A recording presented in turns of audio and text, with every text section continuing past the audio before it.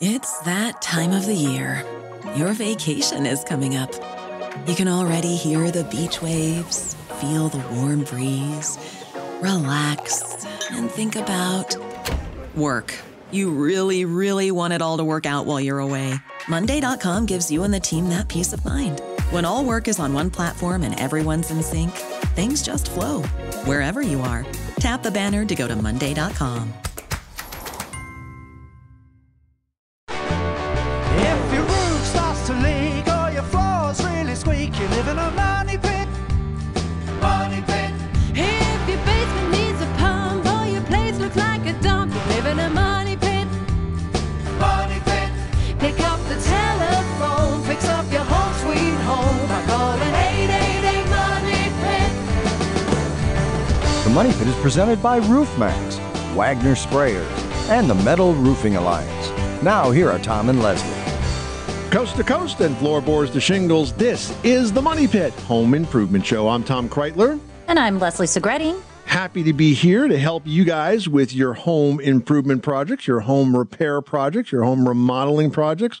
What about decorating projects? Are you working inside? Are you working outside? We make DIY doable. So reach out to us right now with your questions at 1-888-MONEYPIT, 888-666-3974.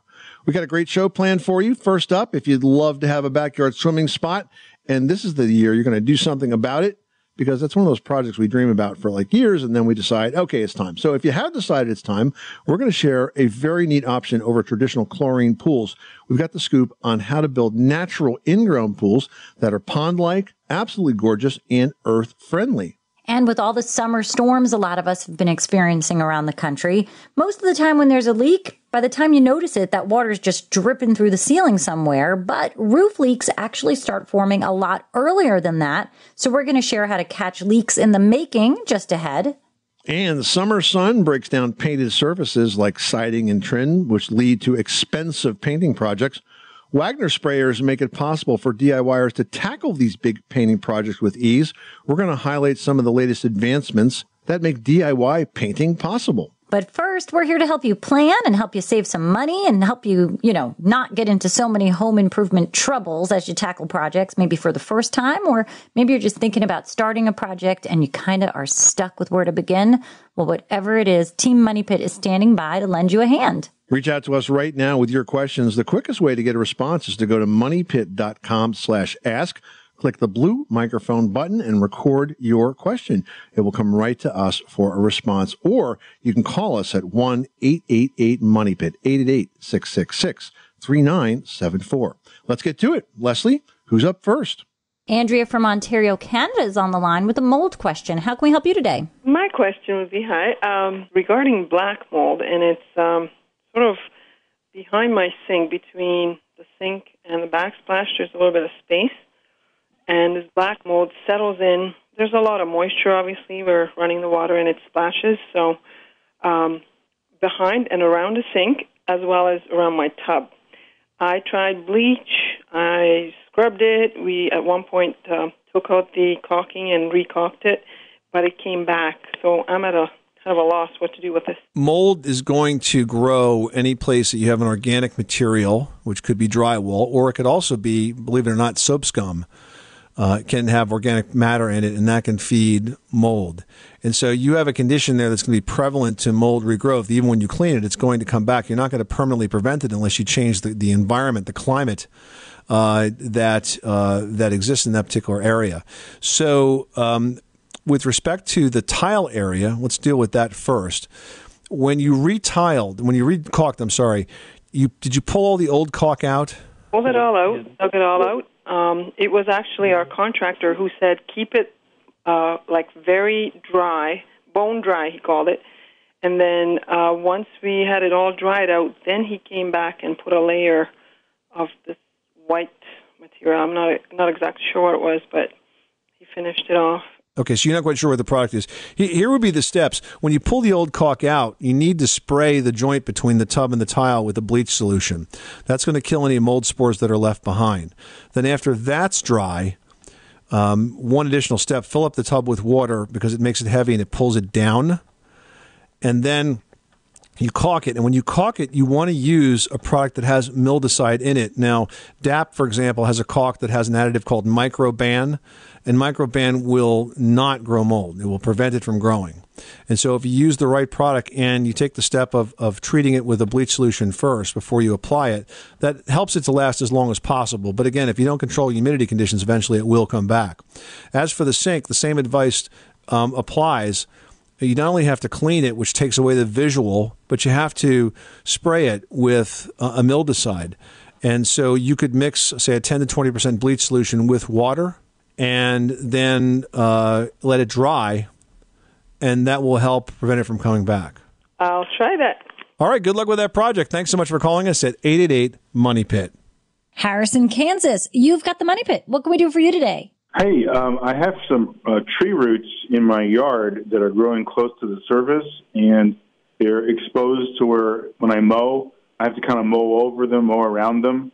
Right. And just don't know what to do. What would be the best way to get the yard back where it needs to be, and what do you guys think? How much do you like that tree? I'm not that committed to the tree. It's like trying to put toothpaste back in the tube. Once it grows, you can't really cut them back. They're there for a purpose. And so you have to figure out a way to live with it or create a bed around it or mulch around it or maybe, have it be less lawn and more, like a mulched bed or something of that nature. But even if you add soil over it, it's still going to kind of continue to grow up and pop through it. So that's just the nature of the beast when it comes to a big, healthy tree like that. Eventually, depending on the type of tree, it'll come out of the ground like that and start to impact your lawn. Put a bed around it, and maybe a nice circular bench around the tree, or something of that nature. Oh, that's a good idea. Yeah, you can find those. They basically are sold so that they split in half, and you can put them around the tree. And depending on the diameter of the tree, you want to try to get one that's that fits right. But it could be really an attractive feature. You got to roll with it. Figure out a way to make it look like it was always supposed to be there. You're waiting all these years for those roots to pop up so that you could put a bench around the tree. Yeah, I wanted to do that. Yeah, that's right. Okay. There you go. That's the spirit. That sounds great. That's a good idea. I like that. Thank you. All right. Good luck. Thanks so much for calling us at 888-MONEY-PIT. Hey guys, did you know Americans take in about 20,000 breaths a day and spend an average of 90% of their time indoors? Well, they do. And in fact, according to the EPA, the level of indoor air pollutants can be 2 to 5 times higher than outdoor air. Plus, this time of year, we've also got to deal with all of those allergens. I can't tell you how many times I go outside to find my car covered with pollen. Oh, no, your car's not yellow. That's why we are so proud to partner with Air Doctor, an air purifier that filters out dangerous contaminants like pollen, pet dander, dust mites, and mold. Their Ultra HEPA filter has been independently tested to remove 99.99% of tested allergens, including bacteria and viruses. Yep, and it really, really works. I actually gave an Air Doctor unit to my daughter. She had just moved into a high-rise building, and her apartment was a little stuffy and had some remnants of the old tenants in there in terms of the odor she was smelling. And so we set up Air Doctor, and a day later, you couldn't detect an odor in that house except for the fresh air. So it really, really works well. And Air Doctor also comes with a 30-day money-back guarantee. So if you don't love it, just send it back for a refund minus shipping. And they're offering a special discount to Money Pit listeners, and it's a big one. That's right. Just head over to airdoctorpro.com and use promo code MONEYPIT, and you'll receive up to $300 off air purifiers. Exclusive to Money Pit listeners, you're also going to receive a free 3-year warranty on any unit, which is an additional $84 value. Lock this special offer by going to airdoctorpro.com. That's airdoctorpro.com and use promo code MONEYPIT. Hey, Money Pit podcast fans, you want to help us out? Well, go ahead and leave us a 5-star review on Apple Podcasts, and we're going to give you a virtual high five. Plus, you'll be helping us spread the word about our show. Just go to moneypit.com/review. Martha in Ohio is on the line with a leaky door and a leaky window. What is going on? We had some sliding glass doors in our family room that's paneled, and we had them taken out, and we wanted just a picture window in there. So when they came to do the picture window, they took the door out, the sliding doors out, and, the foundation was like, maybe a block or two up, and the, door had been left empty down lower. So what they did was they took 2x4s, I think it was, wood, and built up to the block level and then proceeded to put in the supports for the window. So now, I made a flower bed out there, and now when the ground gets real saturated and water tends to puddle there, collect, right, it runs under the wood, through the wood. Not surprised. And so it sounds like instead of building the foundation up with concrete block, which is what they should have done, they sort of filled it in with wood framing. Is that correct? Yes. Yeah, probably wasn't the best choice. That, or do we need to start over? Well, it's kind of hard to advise that you seal something that was never done right to begin with. I mean, it really should have been a concrete block. But having said that, if you are going to trap that much water against the foundation, whether it's a wood patch or a concrete block, it's still going to leak. You just can't hold that kind of water against the foundation. We advise against this all the time, Martha, because those sorts of planters and anything else that holds water against a house is just not a good idea, especially in an area like Ohio where you've got a pretty significant freeze-thaw cycle. Because if that water that saturates the soil, that soil freezes, it's going to push inward on that wall and weaken the basement wall. So I would recommend if you are going to have a planter that you've got to have some drainage in there so that the water does not puddle up, because if you do trap it against the wall, regardless of how that wall is built, even though it wasn't repaired correctly, it's going to leak and it's going to cause damage. So I think the issue really is what you did after the fact more so than what they did to install the picture window. Okay? Oh, okay. Good luck. Well, thank you so much and have a nice day. You're welcome. Thanks so much for calling us at 888-MONEY-PIT. Well, there's a new trend in alternative swimming pools, and it's not the saltwater pool either. It's called the natural swimming pool, and it's kind of a high-end pond in your backyard. Now, rather than chlorine, these pools are using natural living ecosystems to actually clean the water, and that keeps it healthy for swimming. It's sustainable. It's eco-friendly. I mean, they've been very popular in Europe, where they've been kind of going on for about 30 years. Yeah, and here's how they work. A natural swimming pool is actually made up of two separate but side-by-side sections, and the water circulates between them. The first is the swimming area, and the second is known as the regeneration zone, essentially a very shallow water garden. Now, aquatic plants rooted in substrate act as a biological filter by removing bacteria and contaminants from the water and taking in nutrients, depriving algae of what it needs to flourish. Now, when it comes to the shape and design of these sort of natural pools, the shape is entirely up to you. Now, that pool can be organically curved like a real pond. It can be rectangular like a pool. So it's kind of up to you, but whichever way you go, it's going to have this beautiful natural look. Now, when you're in the pool itself, you have to kind of keep in mind that to balance this natural ecosystem that's going to clean this pool for you, that regeneration zone, it has to be the same size as that swimming area. Otherwise, you're not going to get filtration. Now, the initial construction costs are going to be comparable to a regular swimming pool, so it's not a budget move, but maintenance costs can actually be hundreds of dollars lower with no chemicals to buy and very minimal electricity to use. Plus, a lot of homeowners do end up spending a lot on landscaping around the pool to create the feel of a real pond. That part comes out of the while you're at it budget. You know, it's always that part when you get done and go, while I'm at it, let's put some landscaping here. But look, they're beautiful pools, and in the right setting with the right design, they look good, they function well, and you don't have to deal with that nasty chlorine smell that gets on you, gets on your face and your eyes, makes everything red. Your clothes stink, they fade, and lots of reasons to try to avoid that. Of course, it's important, for health, but this is another way to have clean water that doesn't rely on chlorine. Now we're heading over to Tennessee, where Steve wants to talk about water heating. How can we help you? My water heater seems to be going out. It's about 5 or 6 years old, and I've been hearing commercials on your show about tankless water heaters and other forms of water heating solutions, and I was just wondering, is that costly, or if that a better way to go than putting another tank in. Okay, so you say the water heater's going out. Is this a gas water heater? It's electric. It's electric, and it's going out. So what's happening to it? It's leaking. Oh, it's leaking at 5 or 6 years? Really? That's just plain bad luck, Steve. Yeah, I know.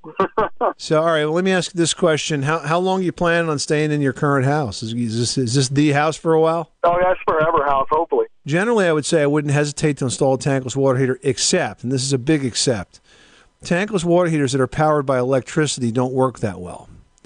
They don't save you that much money. If you have the ability to power it with propane, for example, then it's more realistic. But if you're planning on powering it with electricity, then it's not. So in that case, your options are to replace it with a standard tanked electric water heater, or you can use a real new type of electric water heater called a heat pump water heater. Heat pump water heaters are more expensive, but they're much more efficient than a standard electric water heater. Are those costly? Yeah, they're more costly than a standard water heater. You're probably looking at maybe around $1,500 for one plus installation. So they're much more expensive, but they're far more efficient. That's what I'll do then. I thank you for answering my question. Sorry to hear about that leak, and hope we've helped you get back on track. Thanks so much for calling us at 888 Money Pit.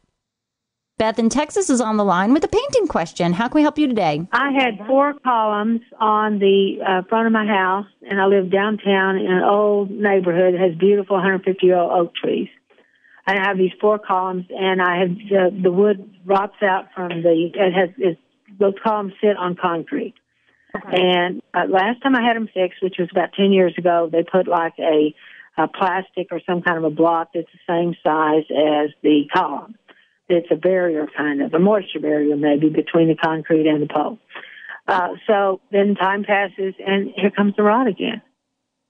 And so I said, oh, my gosh. So I dug out the rot again. I went to Home Depot, and I got some of that product that, you can fill in with. Like a Bondo. Right. It's some kind of it has wood in it, but it's plastic. It's something, I don't know what it is. But anyway, I did that. And, of course, my wounds were so deep, I could only put, later about a 1/4 inch in, and it took me forever to fill up the little holes. And so I finally got it to the edge, and I sanded it. It looked pretty darn good, and so I painted it.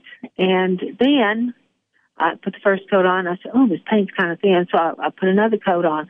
So in the meantime, here comes all this pollen from these giant oak trees and all this stuff that falls from the trees on my freshly painted wood. I started crying. Oh, no. I started crying because I didn't know what in the world to do about paint. I mean, that stuff just sucked it up like a sponge. And so, I didn't know what to do. All right. Well, where are you now with the columns? Are you at a point where you need to replace them again? Or are you trying to just figure out a fix? Well, actually, what I did is I went back and I lightly sanded. I waited for a while, and then I sanded it lightly, and then I put another top coat on it. And I don't know. I still have I don't know what it is.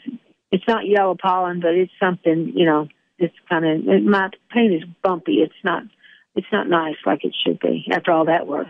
Well, here's a couple of solutions. You do need to sand it if you want to get the surface nice and smooth again. That's truly the only thing that's going to get rid of the pollen that sort of embedded itself into that wet paint. Then once you get a nice smooth surface on that column again, what you want to try to do is, and I know it would be a pain in the butt, but it's going to be super duper duper helpful. If you can get some paint tarps, plastic, canvas, whatever, if there is a way to sort of build a tent in these tarps around the area to keep the pollen from sort of wafting in there while the paint is drying and while you're painting, it'll be unsightly while the process is happening just because your beautiful front of your home will be draped in tarp. But it will actually help to keep the air circulating behind it to actually dry the column paint, but it will keep things from landing on it. So I would look into a way to do that. They make all sorts of little prop poles and different things that work for tarps, but also, a couple of good clips. Maybe you've got, an overhang there or something that you can clip onto without damaging a gutter. So, that really could do the trick.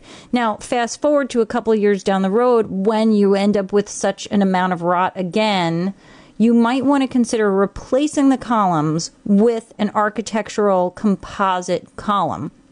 Now, in a lot of cases, because your wood column is actually a support, correct? Yes, ma'am. So what you might end up doing is they might replace that wood column, since you've done that before, they might replace the wood column with some sort of post that would be metal, that would be structural, and then there is an actual decorative wrap that looks exactly like the same type of fluted column or whatever type of column you might have that wraps around that support pole and then is a composite. So once it's painted and finished, you won't have to paint it again for a long time because it's not made of an organic material. It's not going to take that moisture up that you're getting from the concrete, and it's going to simply clean up with, soap and water.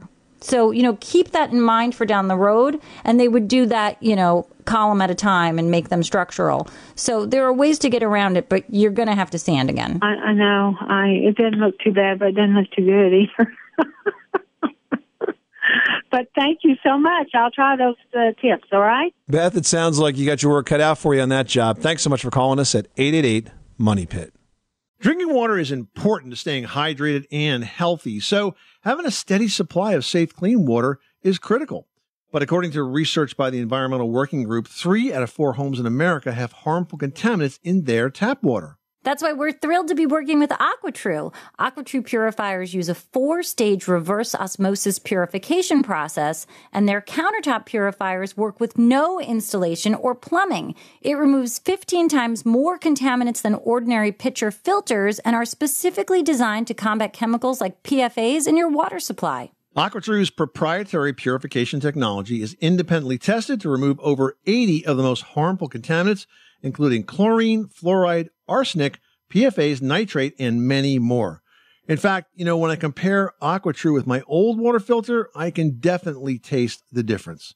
AquaTrue saves you money too. Just one set of filters from their classic purifier makes the equivalent of 4,500 bottles of water, and they have water purifiers to fit every type of home. AquaTrue comes with a 30-day money-back guarantee and even makes a great gift. Today, Money Pit listeners can receive 20% off any AquaTrue purifier. Just go to aquatrue.com, that's AQUATRU.com, and enter code MONEYPIT at checkout.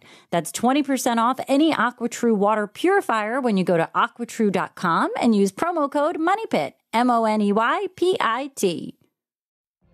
What if you could have a career where the opportunities are as vast as our nation, where it's not about mission statements, but a shared mission? At U.S. Customs and Border Protection, we go beyond to protect more than borders. From ship to shore, air to ground, cities to local communities, CBP agents and officers are keeping people safe. Join U.S. Customs and Border Protection and go beyond for something far greater than yourself. Learn more at cbp.gov/careers. Jeremy in Pennsylvania is dealing with a leaky basement. What can we do for you? I have a finished basement that has block foundation, and I have a small leak that it's not pulling up water or anything like that. It just kind of causes me some moisture problems. Okay. And it just smells kind of musty and damp and things like that. Where's the leak? The leak is in before I finished it, it was at the corner of the slab and the block wall. Okay. And it seemed like it was coming up from underneath. I sealed it, I think, inadvertently with dry lock, and I don't think that necessarily did the trick. And I didn't know if there was another thing that I could do without gutting the basement completely, because I have, laminate floor down and drywall up. If there's anything I could do from the outside. Jeremy, when does it get worse after heavy rain? It has before. It hasn't gotten much worse, no. But it seems somewhat consistent with how much rainfall you get outside. Correct. Yeah, okay, so listen, the good news is there's nothing you need to do inside to fix this. The problem's outside. I would suspect, because this is in a corner, you may even have a downspout near that area of the house. But generally, if you have a leak against a foundation wall like that, it's caused more by drainage than it is by anything like a rising water table. So if you look outside the foundation in that area, you're going to probably see that you've got a blocked gutter, or you have a gutter that doesn't have enough downspouts, or you've got downspouts that are discharging too close to the house. When you have a moisture problem, you really want to move those spouts out 4 to 6 feet. Or perhaps you could have some grading that's too flat and not sort of allowing water to run away. That first 4 to 6 feet around the house foundation perimeter is really the most critical. And if the water is allowed to sit and collect that close to the house, what's going to happen is you're going to get that moisture come right back down into the basement. So the solution is to fix the drainage outside, and the inside will fix itself. Yeah, I think it's probably a combination of the two. I have a gutter right there in that corner, and then I think my grading I think it actually comes towards the house as opposed to running away from the house. Oh, that's a double whammy. Yeah, it's a recipe for a flood right there. Yeah. Yeah. Start by getting the downspout out. Just put an extension on that leader, and you may see an instant result. Okay, terrific. Thank you so much. You're welcome, Jeremy. Good luck with that project. Well, by the time most of us spot a roof leak, the water is usually just pouring through the ceiling somewhere, and that's kind of too late at that point. That roof leak actually started forming a lot earlier than that. We're going to share how you can catch leaks in the making in today's roof review tip presented by RoofMax. Now, there's a lot of ways that roof leaks can form, but the vast majority of leaks happen at the points where the roof sections intersect. Now, this is where the roof gets the most movement in terms of expansion and contraction, and all of that movement can definitely lead to a leak. Yeah, and here are some prime areas for that to happen. Roof valleys is one. This is where different sections of roof come together. They typically form sort of a V where this happens, and they'll either have metal flashing that lays at the bottom of the V, or the shingles will overlap and sort of lock together. Now, because this area is where water collects on its way to your gutters and an intersection of two big sections, we will frequently find that leaks form here when the flashing or the shingles wear out from all of that movement. Now, let's also talk about plumbing vents. Have you ever noticed all those little pipes that kind of stick out of the roof? Well, those are the plumbing vents, and they share a very common form of rubber-sealed flashing. It's kind of like a boot that goes over the vent and then under the shingles.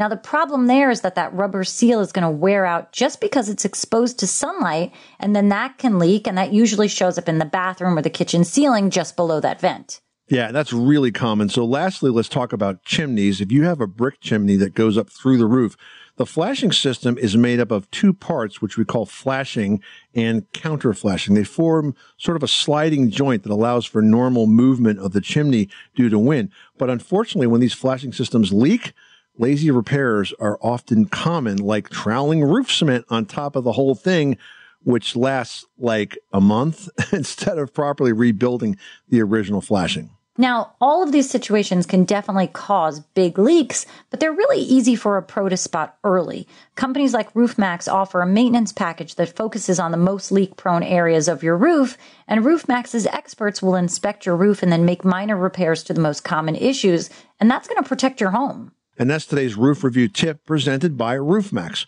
A RoofMax treatment restores flexibility and waterproofing protection of an aging asphalt shingle roof, extending its life by as much as 15 years.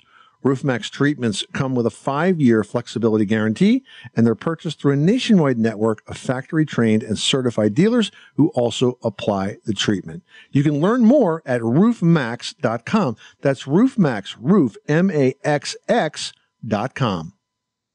Mary in Wisconsin, you've got the Money Pit. What can we help you with today? I'm redoing my basement, and I'm wondering about flooring. It has had a rubber-backed carpet, which has been taken up, so we're down to the concrete, and I'm just wondering what would be a good thing to put back down on the floor there. So rubber-backed carpet was kind of popular at one point in time, but generally speaking, we don't recommend carpet for basements because they're so damp. You can build up a lot of debris down there that can cause allergic reactions. You get dust mites and all that sort of thing that will nest in the carpet.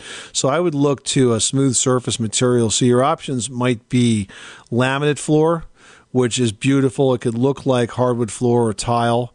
It's made of different composite materials. It's very, very tough surface, and it floats. It's not glued down. It floats on top of the floor. Or you could choose a special type of hardwood floor called engineered hardwood. Now, solid hardwood would not be recommended for a basement because it's too moist. But Engineered is made up of different layers of hardwood. It kind of looks like the guts of it kind of look like plywood, but the surface, it looks like a regular hardwood floor. You can't really tell the difference once it's down. And I think that would be a good option as well. I really like the carpet down there. Use area rugs. You're just going to be sad. It's just going to cause a lot of problems. It's going to make you feel yucky. It's going to feel damp down there. And it's a very dated look today, too. I mean, things have changed in terms of decor. And I think the solid surface of a laminated floor or an engineered hardwood floor would be much more common today. Is there something feasible in a price range, though? Yeah, I mean, laminate floor is really affordable. You can get that for as little as maybe $4 a square foot. Yeah, you know what? Go online. I've seen laminate flooring just south of $2 a square foot. So there's really some great options that are very affordable out there. Okay, thank you. Mary, thanks so much for calling us at 888-MONEY-PIT. Tim in Maine is on the line with a flooring question. What are you working on? So, I bought an old house, and I ripped up the carpet in one of the rooms to find really old pine boards. So I paid to have them professionally finished, and they look amazing. And my question for you is, there are gaps around under the trim around the entire room, upwards of a half an inch. It's pretty noticeable, and there's a lot of them. And I was wondering what my options were for taking care of those gaps. So this is between that first board and your baseboard piece, correct? Yeah. So what you can do, and of course I don't know what the style of your baseboard is, and perhaps at the bottom of your baseboard, is it just flat, straight? You got a clean edge? Yeah, it's your standard white sort of baseboard. You know what you can do is you can do either like a quarter round or a shoe molding, and they come in a variety of sizes, and those can be painted to match your baseboard or stained to match your baseboard. Or even they could be natural oak and match the floor. Yeah, it's another way to go. And then you'd use that to sort of bridge the gap between the baseboard and the floor, so it sort of just covers over that. And you can get it in a half-inch depth, which isn't terribly gigantic, but that'll cover your whole area. So it sort of acts as like an application onto the baseboard. It attaches one side on the baseboard and the other side sort of rests on the floor. So it's, L-shaped with that quarter round between. Or you can do a different type of molding. I mean, there's a ton of different kinds of moldings, whether it's a shoe molding, either a square or a quarter round, depending on the look and the style of the home. And then you can use that to bridge the gap. Okay. Is there any there's no type of like putty or filler or caulk or anything that I could put? You're going to have too much movement in the floor, and it's going to, whatever you put in is just going to break out and bounce out, and it's going to be a disaster that you're constantly fixing. And this is going to be such a minimal addition that's truly going to cover up this, opening that's bothering you, and you won't even notice it. Okay. All right. Thanks so much for calling the Money Pit. Well, it's summertime, and that's when all of that blazing sun starts to give you a nice tan and makes you want to go to the beach. But it also does some bad stuff too, you guys. It can start to break down those painted surfaces like your siding and your trim, and that can lead to big and expensive painting projects. And it is super duper easy to just get overwhelmed by the sheer magnitude of a project like that. But one company has made it their mission to create the tools that DIYers need to take on those big painting projects with ease, and that's Wagner. Yeah, they're a brand that's actually been a household name for over 50 years. Wagner has a really big range of products to tackle all sorts of painting needs. Like they have these very versatile Flexio sprayers and their high-efficiency airless sprayers. Now, I was working with the airless sprayers on some big projects around my house. We needed to paint the garage. And man, that project went so much faster with this Wagner airless sprayer. I am never going to go back to brushing big surfaces like that again. Yeah, and it's not just paint sprayers. Wagner also offers heat guns, paint rollers, steamers, and more. And they're constantly innovating to provide solutions that simplify the process and actually make these DIY projects doable. So when you have a big painting project on your to-do list, remember the name Wagner. Check out their entire line, along with lots of helpful videos covering every imaginable project at WagnerSprayTech.com. That's WagnerSprayTech.com. Beverly in Missouri, you've got the Money Pit. What can we do for you today? Well, I have a house that's just been built a year and a half ago, but I have a covered patio, and my builder put cedar posts out there. The rest of my trim is all white. So I wanted to cover or paint the cedar, But he's telling me I can't do it because I'll rot them out. And that doesn't sound right to me, but I'm not sure. So what would you, in a perfect world, Beverly, what would you like to see in those cedar posts? Would you like them to be white and match the rest of the house? Yeah, all of my trim is white, and so I would rather them be white. They're a year and a half old now, so they're starting to turn the cedar look and get all dark. Right. Are they kind of decorative? No. Okay. So here's what I would do. The first thing, I'm going to recommend a staining process. So the first thing you're going to do is prime them with an oil-based primer or a solvent-based primer. And then you're going to stain them, and I would use a solid color stain. And a solid color stain is not going to look like paint, so it won't tend to peel. It'll fade over time, but it'll soak in really nicely, and you can get a white stain, a solid white stain, and it'll look quite attractive. Painting wood does not cause it to rot. It prevents it from rotting. It just requires a lot of repainting. Yeah. I mean, he said if I covered it or painted them, that it causes the moisture to hold to the base, and then they rot. I would disagree with that. I think if you stain them, you'll find that they're quite attractive and that the moisture will work in and out just fine. Good. Thank you so much. I really appreciate this. Axel wrote into Team Money Pit saying, I want to replace the toilet in an old home, and I want to know what's the best kind of toilet to replace it with. Should I get one with the low flow option? And what about those toilets that have 2 flush options? There are a lot of choices out there. And I mean, you think you're just getting a toilet, but... Yeah, there really are a lot of options. And there's a lot to think about. But here's my 2 cents. So first of all, definitely go low flow. Now, if you've been around for a while, you know that when low flow toilets first came out, they didn't flush very well. That's all behind us, literally now. Because now the traps are bigger. That's sort of the internal piping of the toilet. They're bigger, they're glazed, so there's no obstruction. So they work, and they work well. In terms of the double flush valve, so it's sort of half flush, full flush. And yes, you are going to save water by doing that. The only considerations I would give are really 2. Number 1, those toilets tend to be a little bit more expensive. And secondly, when those valves fail, and they will because it's a part designed to wear out, it's going to have certain life expectancy. I have found it a little more difficult to find replacements because those valves have to be basically matched to that manufacturer, whereas most fill and flush valves fit universally across all sorts of toilets. So there definitely are some considerations. There may be some inconvenience when it comes time to replace those valves. But other than that, I say go ahead and definitely go low flow. And if you really want to have dual flush, why not? I think it's especially important the more people you have in your house, because the more people you have in the house, the more water you're apt to save. Yeah. And if you definitely get the dual flush, you have to explain to everybody what the difference is and make sure they use it properly. All right. Now we've got one from Linda in Texas who says, I need help getting water spots off of a shower door. She says our water is very hard, and as soon as I clean the doors, the stains come right back. Yeah, so obviously a water softener will help, Linda. So if you've not considered that, it's probably a good time to do it, because I'm sure this isn't the only place you're getting hard water deposits. You often get them all in the fixtures.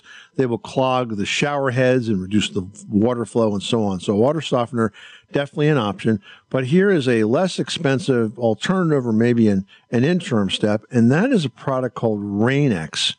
Now, Rain-X is a product that you buy typically in an auto supply store because it's for cars, right? It's for cars. Yeah, it's for windshields. And when you clean your windshield really well and then you apply Rain-X to it, the water beads off of the glass like you can't believe and just completely flows off the windshield. So I'll always put that on when I'm washing the car, or certainly before I'm going on a big trip. And if you go into a storm, man, what a difference it makes. But it can also be used on some shower doors. I say some because I don't know if there's going to be an adverse reaction to the plastic your particular door is made from, but I suspect it won't be. I think it will work. So try it out. Try it out in a section. And basically you have to clean the door well, and then you dry it, and then you put the Rain-X on with a damp cloth. You let it dry to a haze, and then you take another damp, clean cloth and you buff it off. And then you'll let it sit and let it dry. And the next time you take a shower, you'll notice a big difference in how much water is stuck to that door. Yeah, just please, please, please do not get it on the floor. Be super careful because it can be very, very slippery. This is the Money Pit Home Improvement Show. Hey, guys, thanks so much for joining us on today's program. We hope that we gave you a tip or two to help you out with the projects that you're doing around the house. But remember, we are a resource for you 24/7. So anytime you got a question, we will try to get you an answer. The number here again is 1-888-MONEYPIT, or better yet, post your questions to moneypit.com/ask by clicking the blue microphone button. Until next time, I'm Tom Kreitler. And I'm Leslie Segretti. Remember, you can do it yourself, but you don't have to do it alone.